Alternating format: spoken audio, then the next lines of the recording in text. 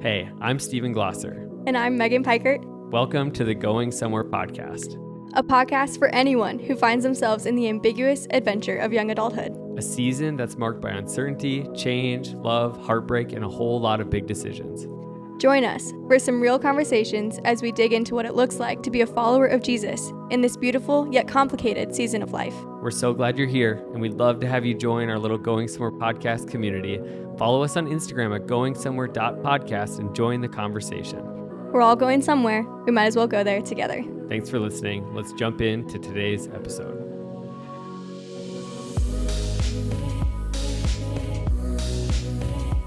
Hello, everybody, and welcome to the Going Somewhere podcast, episode number 95. What's up, Megan? Hey, how's it going? So good. Good. So good. You aren't feeling great, though. No, I'm a little bit sick, but that's okay. I'll get through it. I got tea and honey, so I'm ready to go for the day. There you go. Yeah. You're ready to go. Mm-hmm. It just stinks, though, especially to, kind of start your day Yeah. with talking and stuff. It's okay, though. But you're a warrior. Look at you. Yeah, I'm just pushing through obstacles left and right here today. Just playing through the pain. Yeah. We're going to talk about necessary endings. And just in life, we have a lot of new beginnings, a lot of things to look forward to, but beginnings follow endings, right? And so, same as Carson had a necessary ending of his season, But, we were just talking about how there's so many transitions, there's so many times where you're saying goodbye to things, whether that's a job or friends or graduating high school or college, and those endings are just necessary in life. You're gonna have to go through them. And so that's what we're gonna talk about today. Yeah, well, we're kind of in the middle of it, and that's what kind of sparked what kind of sparked it is with the Going Somewhere podcast as we know it.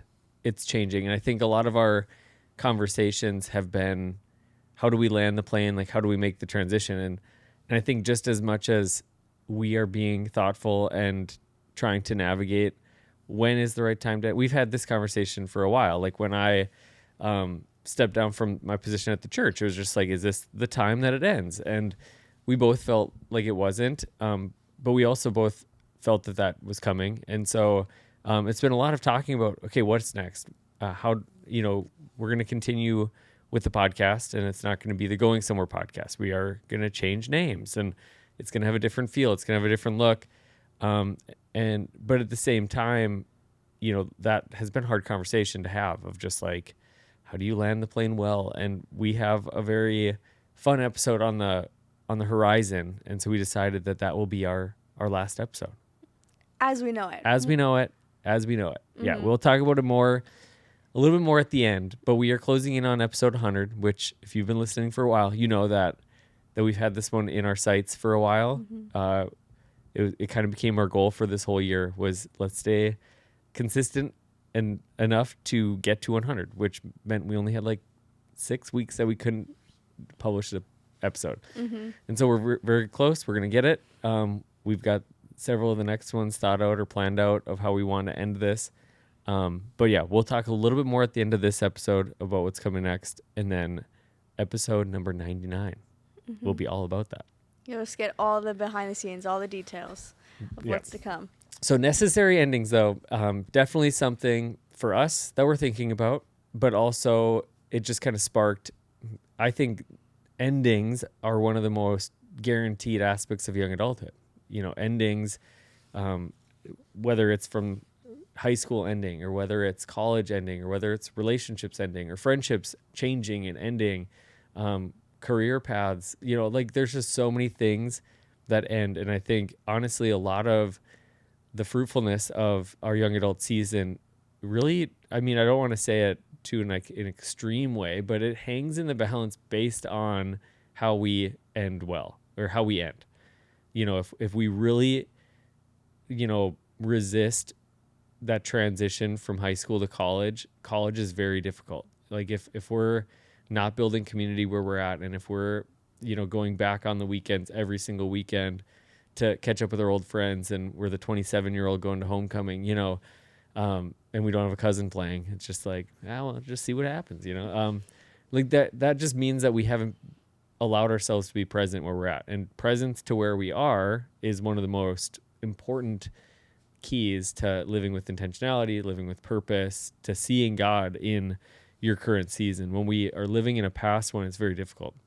And so, and you can think about that with college, or when you leave college and go to a job. If you're 2 years into your new job in your new city, and in the evenings you're still calling your friends from 2 years ago, and you haven't built that community, you haven't found that church, like, you're going to stunt your own growth, and you're going to miss out on what God's trying to do in you and through you today. And so I think that's kind of why we want to have this conversation. Mm-hmm.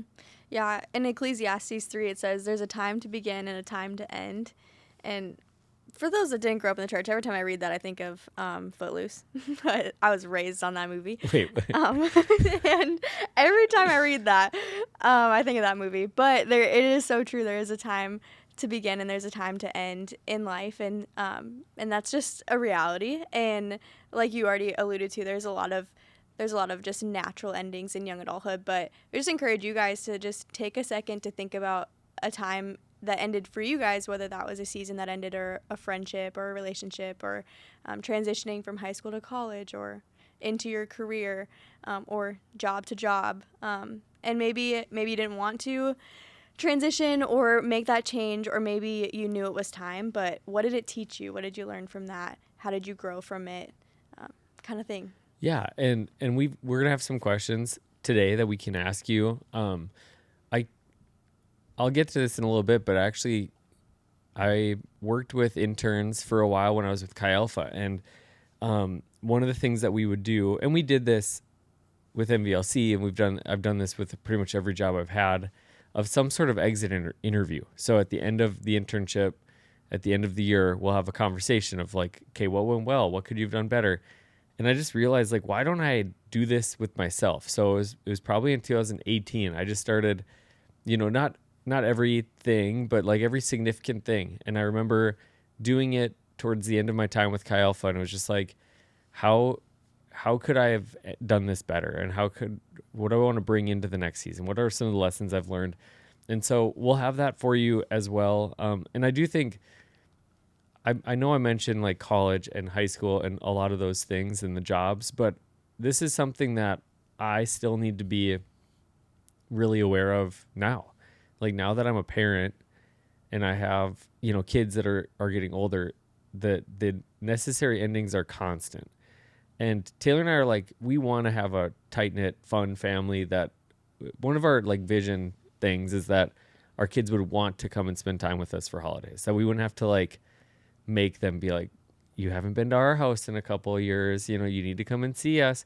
Like, we just want them to show up at the door, and just because they want to be with us. And so that's kind of how we think in our present time. Is like, well, we want to create relationships with our kids and fun environment, and that when they're older, they want to make a decision. And we just don't want to hold that against them. Like, I am the type of person that has, had dreams and had ambitions and goals. We moved to the East Coast, and it wasn't easy to come home for holidays and stuff like that. And so I've been in that place, and I don't want my kids to feel like, well, I can't move because I have to stay close to mommy, But at the same time, those things, from now until then, there's going to be 1,000 endings. And, we talked about one on the podcast recently. It was the rocking chair that all 3 kids had in their room. It was one of those things that eventually this chair doesn't fit in our home anymore. It's not necessary to put kids to sleep, to hold them when they're crying in the middle of the night. And that was like a hard ending, in the sense that it was like, oh man, the season of raising babies is done, But at the same time, like, me crying on that chair was a part of the healthy ending to that. Like, it was a time where I held all 3 of the kids at different times.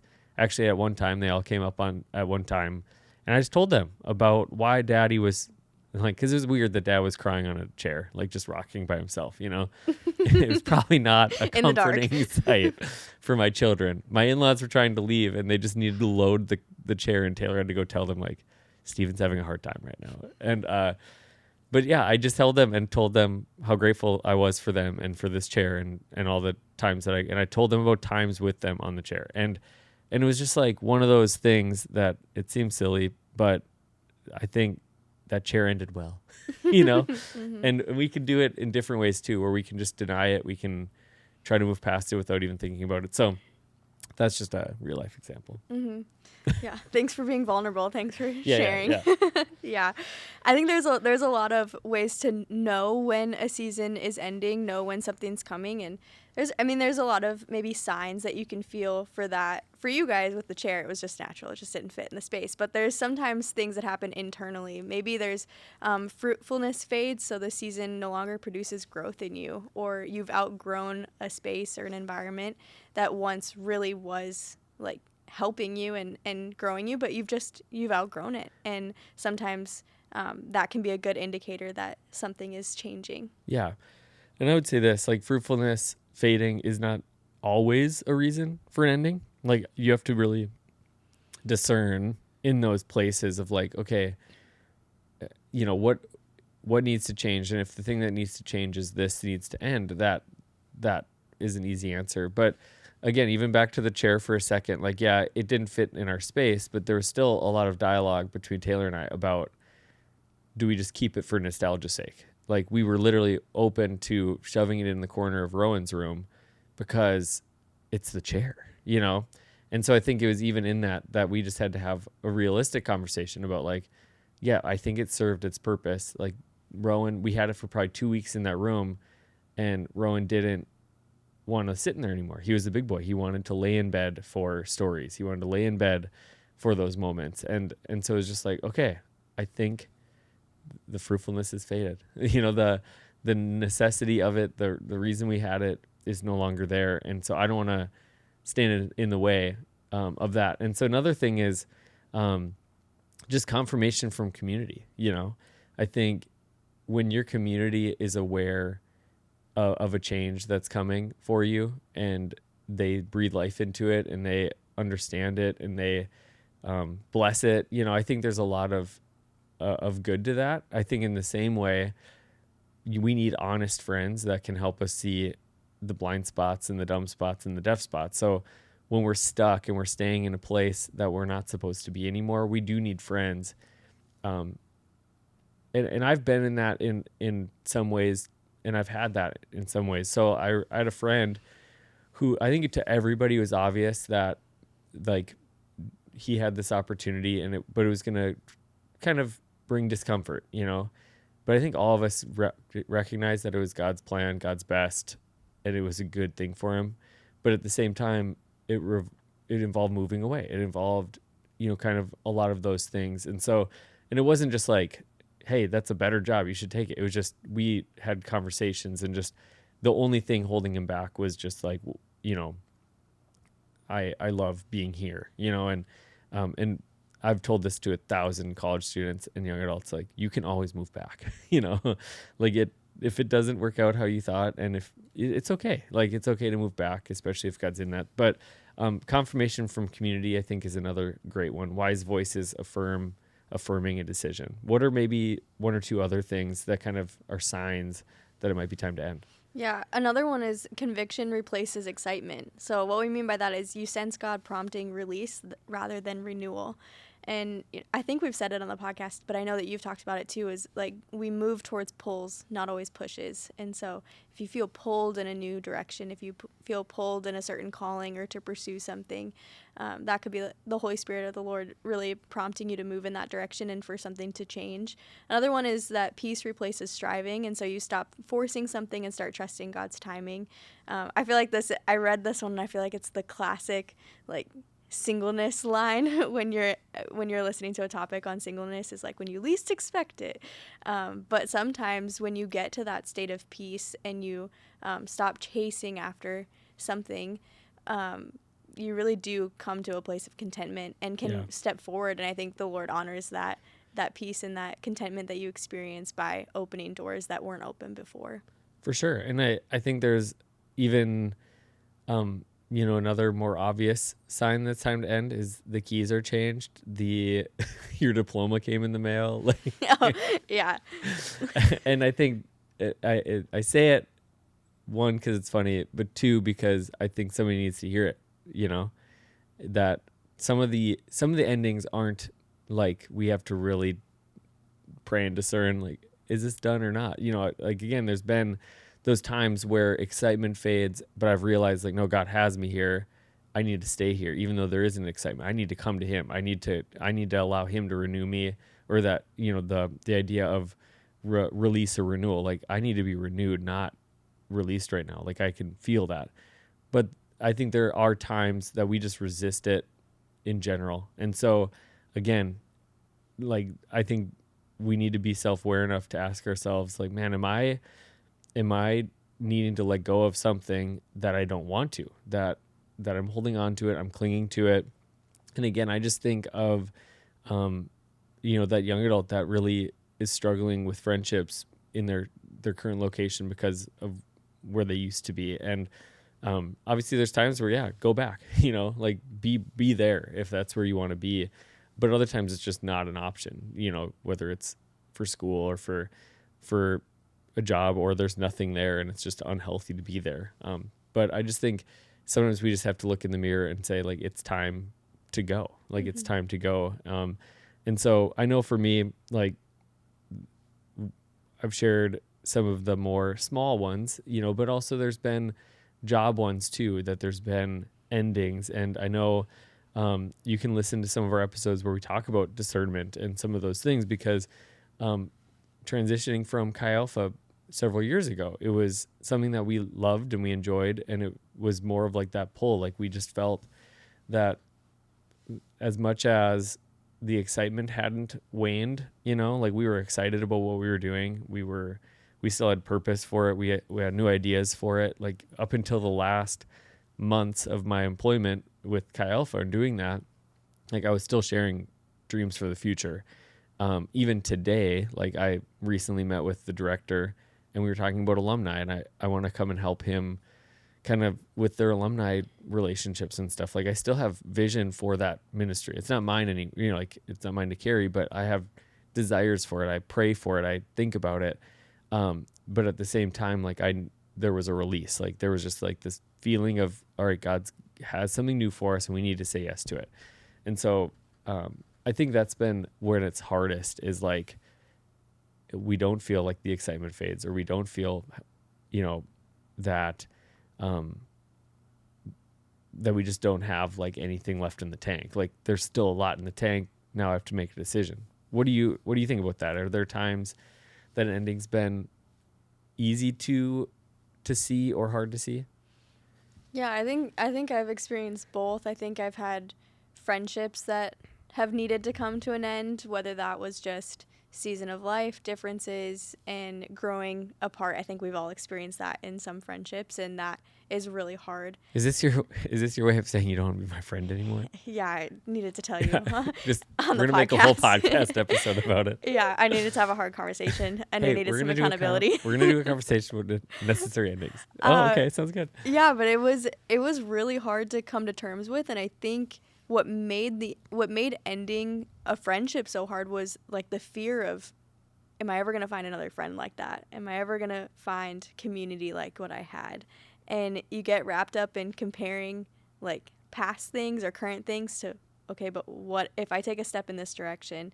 Like, is this stuff going to come with me? Yeah. And I had not on the friend side, but on the job side, when I was leaving a previous job, it was a natural end. We all knew it was ending in May. It was normal. You knew about it from the beginning. And one of the girls that was on staff, she just told our team, she said, this is not the peak of your life. God moves from glory to glory, and he gets better over time.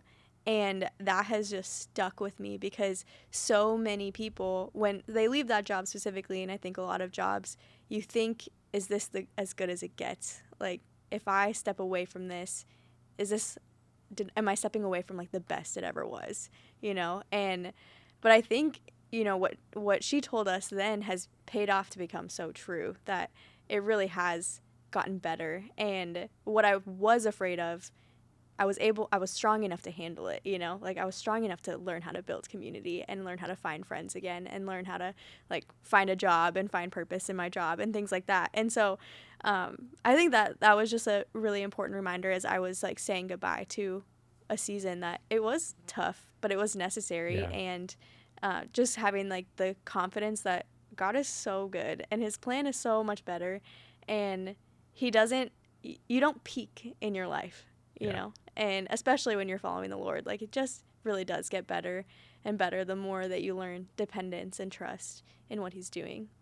Yeah, I mean, I think of my friend Ron, who passed away a few years ago, but he was in his 90s and was serving in the jails, and was just like his view was the best is yet to come. Like the best is ahead of me, even till the end. And I think when you look, he had 1,000 endings before that. He had 1,000 changes and different, things that were on his choice and not his choice, and he just still lived in that place, And I think it takes a lot. But I think there's three things that we really need to understand, and this is with endings, but just in life, is just like we need to be at a place where we can view our past with gratitude, like just looking back at it and see just gratitude and just be thankful. And yeah, there's going to be hard things, but even those things bring us to somewhere else. And then look at our present with intentionality. Like today, I want to be intentional. I want to have purpose in this day. I want to be able to say yes to this day, whatever that looks like. And then with the future, just an anticipation and a hope,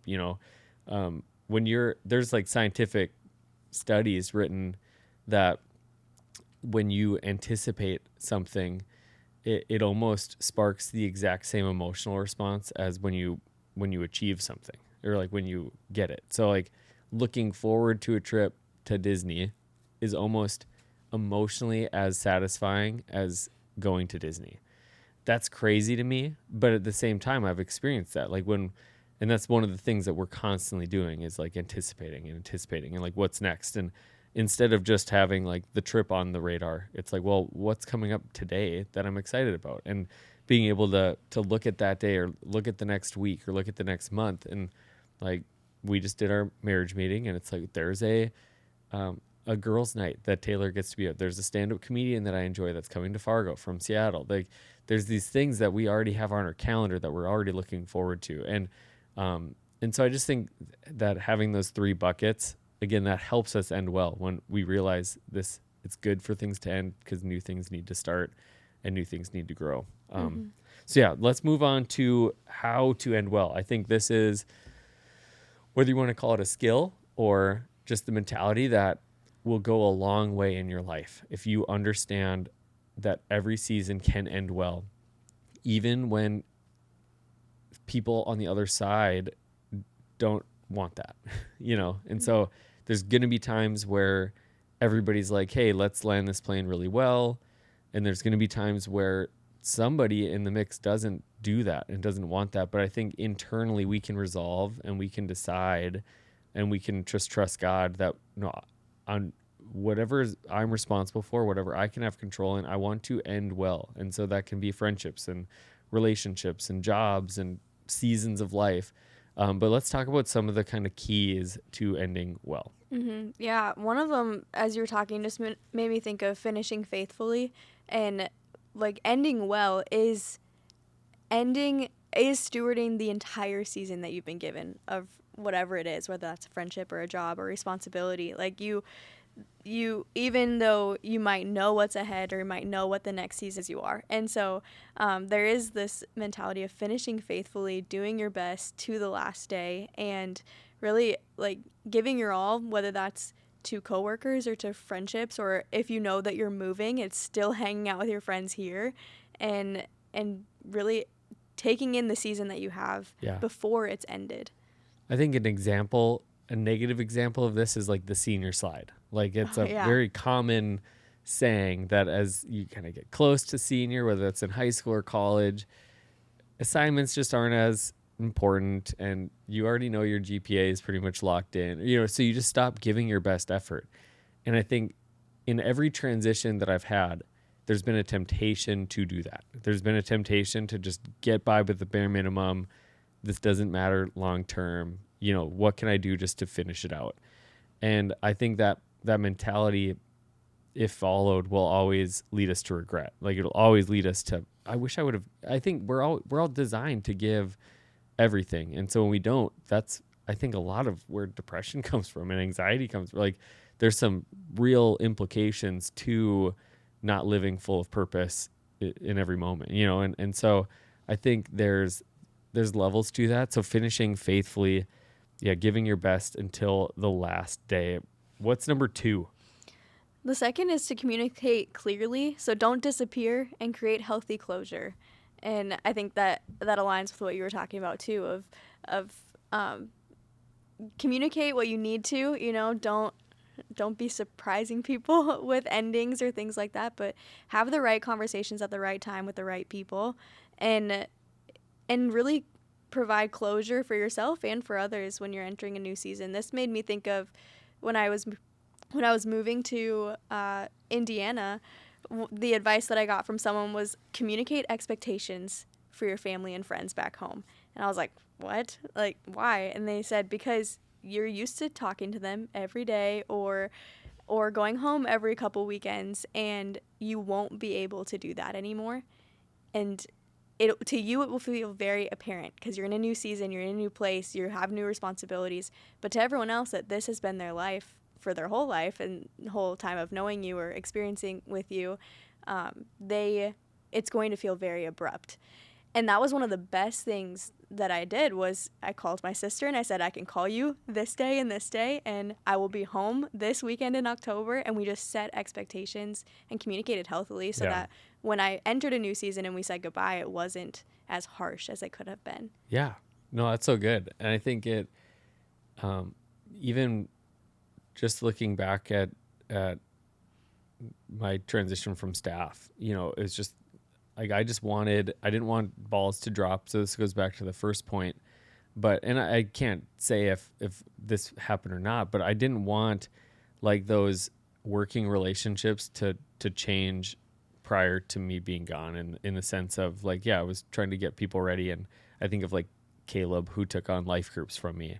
Like I didn't want him to feel like in the dark, you know. I didn't want him to feel like as soon as Steven announced that he was leaving, he was no help to me, you know. Like I wanted to be present and communicate and talk through those things as best as I can too. Mm-hmm. What's number 3? Celebrate what was. So honor the people and the growth. I think this goes back to what we talked about with just gratitude, having gratitude for what was. And even if something was hard, there was some good things, there was some lessons to be learned there. And so really taking time to actually process through what good came out of this, what can you celebrate, what relationships were created from this experience. Yeah, I would say some of my richest days, like literally was the day that I would take to like reflect on, like the day I took to reflect on Chi Alpha. Like I just had a significant amount of time one day and I just like thought through every story and I wrote them down and I made calls and I texted people and I just thanked them for what they did in that season. And again, I try to do that in different ways with every ending, you know. Again, celebrate what was, the chair, you know, like just sitting in that chair one more time. It wasn't like oh no, I have to give up this chair, it's so comfy. It was just like, no, this was a chair that meant a lot. And I think again, you go into even friendships that change, like sending pictures of fun memories and just saying thank you, you know. And like I just think those things go way farther for us, but also for other people that are involved in our necessary endings. Mm-hmm. And so yeah, that celebration is really fun. And I've heard people that will throw a party for a past season. Like they'll literally, you know, almost like you have a graduation ceremony, they'll create like a graduation ceremony for something that is in the past, you know. And I've also heard on a more morbid side, but it's called a celebration of life for a reason, but people will have a funeral for something that is in the past, just to like give almost visual representation to that part of me is dead, or that part of my life or that season is no longer. And so I'm going to move on. I'm going to grieve it, but I'm also going to celebrate it and remember it, you know? And so that's a weird one to think about, but at the same time, I think it does do that well. Mm-hmm. Yeah. Another one that we identified was set others up for success. So legacy is greater than leaving.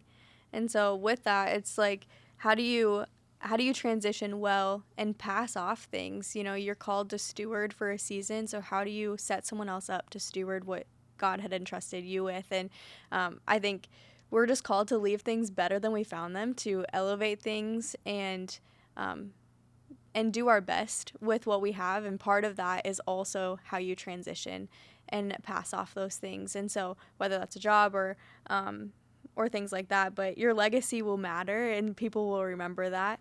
And they'll also remember how you leave and how you chose to end a season as well. And so I think it's really important.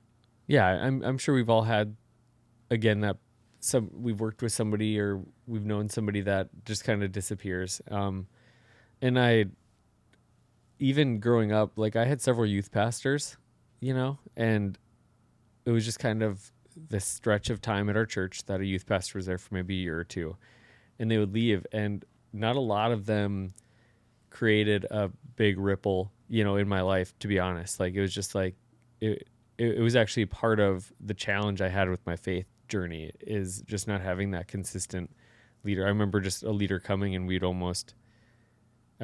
there was a student in our youth group when I was a junior, and we had new youth pastors come, and there was a student that just basically said, "How long are you going to stay?" And they promised that they would stay for a decade, and we all almost like scoffed, we're like, because they're like, we're going to see through every sixth grader through their graduation, like, all this stuff. And they did that and more. And, but I just remember like that was hard for me, because I think that some of those moments weren't setting others up for success. And I had one, his name was Pastor Chad, and Pastor Chad just took time, and he was there for a while, and he left like when I was young, and that was kind of the start of this. But I just remember him, like some of the leaders that he raised up were like key leaders over those years of instability. So like my friend Nick and a guy named Phil, like they were the only thing that was constant in my youth group experience, was these two youth leaders, because they were raised up, and somebody said, I'm going to raise up somebody, and maybe they weren't raised up to be the pastor, but I'm going to do what I can to make sure that they're equipped. So that's just something that I think about. Another one is release with gratitude, not resentment. Release.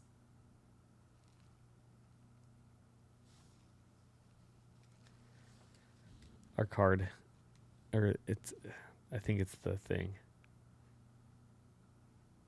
Well, I'll have to come back to that part. 33 minutes. I just want to see what happened there. Another one is release with gratitude and not resentment. And you touched on this before, but there's going to be things that when we look back, we're like, yay, we're done, But there's also going to be things that are not that way. And I think it's easy when it's out of sight, out of mind, to just let it take on a part of us or live in a place that it shouldn't, that it's easy to carry resentment when we leave somewhere, because we don't have to deal with that on a constant basis anymore, or whatever the case is. And so just really prioritizing, I want to leave with gratitude, not resentment. I don't want to hold things that are going to harm me for the long term, and just getting things right and allowing those things to be healthy in that way. And, I think for me, one of the exits, or one of the endings that was more difficult for me, was when my time with AO1 came to an end. It was a surprise. It wasn't expected. It wasn't on my bingo card. We just, just for a lot of it, we just felt like, man, we kind of gave up a lot to do this. We took on, we moved to the East Coast, and all these different things that we were like, man, this is how this ends. Like, it didn't feel right. And to be honest, like internally, a lot of the battle for a while was like, man, this can't, I wanted to just walk. Like, we had huge events. They gave a long runway. And again, we've talked about this whole thing on the podcast. In hindsight, it was the right thing for the organization. It was God's best for me. Like, everything is great. But at the time, it just didn't feel that way. Like, I just felt like almost let down and betrayed in a way of just like, I just feel like I've given so much and that this is how I'm repaid. Like those were the internal thoughts, the internal dialogue that I was wrestling with for quite a while. And we had these giant events that were coming up, and I was kind of the lead on all of them. And so it was even easy for me to think like, oh, of course you guys want me to stay for a while, because if I don't, who's going to do these events? Like that was the internal part of this whole thing. And for the first month or so, I mean, I let my boss know, who's actually one of my best friends, but I let him know, I was like, hey, I just need some space. Like I'm going to do what I need to do, and he was just like, all right, sounds good. Um, and it was in that time that God was working in my heart. And just like, that was when I was coming back to this stuff of how do I want to end, or I know how I want to end. Guns ablaze, like, haha, suckers, but that's not how God wants me to end. That's not how I need to end. And it was just a challenge for me of like, I'm going to give my best, and just made some commitments to myself, to my team, to the people that was around me, of just like, no, I want to. And that sparked a lot of the really good healing conversations of like, yeah, this could have been different. We could have handled this different. We could have had a different conversation first, all of that stuff. But it kind of was sparked by like, okay, like I want to end well. And so what does that look like? I want to have relationships with these people. Like I love these people. We've raised kids together. Like I want to have a positive relationship. I want to see these events go really well. And I also want this organization to win. Like I want AO1 to be successful for a long time. And if this is part of what they feel is the best for the long-term success of the organization, I need to accept that. And also, like, I also need to start looking and seeing what God's trying to do in my life and like what he's opening doors for. And so all of that was a very difficult thing. And I only say it now because of the health that came out of all of that, and the wins that came out of that. And, those people are still close. I'm still close to them to this day. I still get to do a ton with them. It looks different, but also the whole organization is 180 degrees different than it was when we were all doing it together.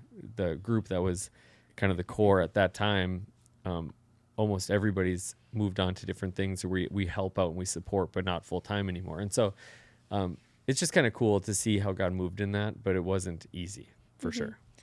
Yeah. Earlier you talked a little bit about kind of this exit interview idea of, you do those in a job, but how can you do those when you're in seasons that are ending or pausing for just intentional reflection? So what are some questions that someone could ask themselves if they were going to hold an exit interview for themselves? Yeah. I think one of the questions is just, what were the highlights of the season? And this is a question that's carried into our marriage meeting structure, carries into our year-end reflection structure, is just, what were the highlights? Thinking back and celebrating those things is a big deal. Another question to ask yourself is, what did you learn about yourself? In what ways did you grow? In what ways were you surprised at negative behaviors? At what ways were you surprised by positive behaviors? When you do this, you see maybe some of your strengths kind of displayed. You're like, oh man, I didn't realize that I was as creative as I am, or I didn't realize I was as good of a problem solver as I am, or as good of a manager of people. But also you're able to see, well, I also learned that when I get stressed, I get angry, or when I don't get my way, I throw a fit, and I'm very stuck in my ways. And I think those are some of the things that can be revealed when you ask yourself that question. Another question is, what would I do different next time? And so just if in general, if that, and that could be in relation to if all of this were to happen again, what would I have done different? Or in a similar situation in the future, what would I do different? Would I have the same relationships with my coworkers, or would I prioritize something different? Would I do things the same way, or would I do them differently? So that's a great one. And then another one, and there's 10 total in the exit interview. You can get it in the show notes. But did you live this season in a way that glorifies God? And I think that's just like a boring question of, did I live this season in a way that glorifies God? So those are a few of the questions. Mm-hmm. Yeah. Those are solid questions, and I think just good to have those like rhythms of pausing and reflecting on those no matter what. But I also think sometimes when a season is ending, it can all you feel is like it's really hard and it's really daunting. But to go back and say like, what are the highlights and what did I learn? Just really, I feel like opens yourself up to the gratitude of it all and to be excited for what's to come in the future because it was so sweet, or you did learn more than you thought you did, or you did experience more than you originally thought you did. So I think it's really good rhythm to just practice. Another question that we just invite you guys to think about is, what is God inviting you to release right now? So if there's something that came up, that question kind of reminds me of Bob Goff. He talks about in his book, he quits something every Thursday. And that can be as something as like, I quit my job on Thursday, or I quit thinking about this, or I quit holding on to resentment, or I quit scrolling on my phone. And just every Thursday he evaluates something to release, something to let go of, which I think is a really admirable rhythm to have in your life. Yeah, that's good. I think whether it's weekly or just somewhat occasionally, it's just like what needs to end. And again, that could be something small. It could be a piece of decor in your home. It's just like you've served your purpose, but also at the same time, it might be a relationship or a friendship, or it could be a whole season of your life altogether. And you just realize, because you build the rhythm in of like, okay, I think it's time. So yeah, it's a great one. What is God inviting me to release right now? Just a reminder that endings are sacred transitions, and that God often uses endings to heal, refine, and redirect. That it's usually in the endings that God, and I think it's the perspective that comes, but we just give space for God to speak to us in those places. So the same God who is faithful in the last season will be faithful to the next. And so just want to encourage you that if you're feeling maybe, I think you could be listening today and you're like, man, there's something that needs to end, and you just know it. Like, let us be the courage and the encouragement that you need, the friends that you need, of just saying, hey, like, we're here for you. Good things are in store. But you also might be mad at us right now because, you're like, I know, Mm-hmm. just evaluate what's stopping you. Like, what is preventing you? Or if you've either had a season that ended poorly in the past, or you're in the midst of a poor ending right now, there's time. Like, there's time to, one, if you're in that season, like, ask yourself some of those questions, like, how can I end better? Like, what relationships do I need to restore? What, how can I give my best? How can I honor God in this? But if you already been there, done that, there might be some bridges to rebuild. There might be some calls to make. There might be just some personal repentance of just like, God, I'm sorry that I didn't give my best to you, and so just want to give you that moment where you can experience some healing even in those moments as well. And we know that we need that as well. So obviously tying it back in though with the podcast, we are just kind of in this place of like, when I started it, I was young adult. I was overseeing young adults. When Megan came on, one of the things that was added to her job was young adults at that time. And since then, she's handed that to somebody else, and the org has restructured again in that way. And so it's been for a while of just like, the people listening aren't all young adults. We recognize that, we realize that. And so there's been sometimes a pull of like, should we continue to fuel it towards young adults, even though it feels like that moment has passed. So I think that's part of this, is the podcast will no longer be fully directed towards young adults. It's not going to be a podcast for young adults. Young adults, I guarantee you will get a lot out of it. You are still in our minds in a lot of ways, but we're just gonna kind of pivot a little bit, and we're gonna do some different things. We're gonna kind of build in some new segments and some fun things that'll kind of come along with it. And that will also, require a little bit of a break. We're going to kind of take a break after episode 100. And so stick around through episode 100, mid-December. And then the new thing, which we don't have everything lined up for you yet today, but it's coming back January 26th. So the best thing you can do is subscribe, because we're going to use the same kind of channel. We're just going to rebrand it and phase it out and phase in the new thing. What do you think, Yeah. Megan? Yeah, I think this topic has been pretty fun to talk about just because we're very much in it, like we're reflecting on the wins of the podcast. We were just talking about that the other day. Like what were the highlights of this? What were some of the fun moments? And what are the things that we learned doing this? But I think we're also looking to the next season and being excited and like in anticipation and expectation that like this is going to be really fun moving forward. And I think it's fun to close out a season like this when we're excited about what's next, and to remember that like the God that was faithful in this last season will be faithful in the next one too with us. And so it's been really fun to just like sit and reflect, but then also like get excited and get to dream about what's to come for this next season. So we're excited. Yeah, so these next 4 or 5 episodes, we'll have some friends come back on the podcast. We'll celebrate all 100 episodes. We'll kind of share some favorite memories and moments from the podcast. So it's going to be a lot of fun. If you've been listening for a while, these next few, hopefully they're going to be a good time for you.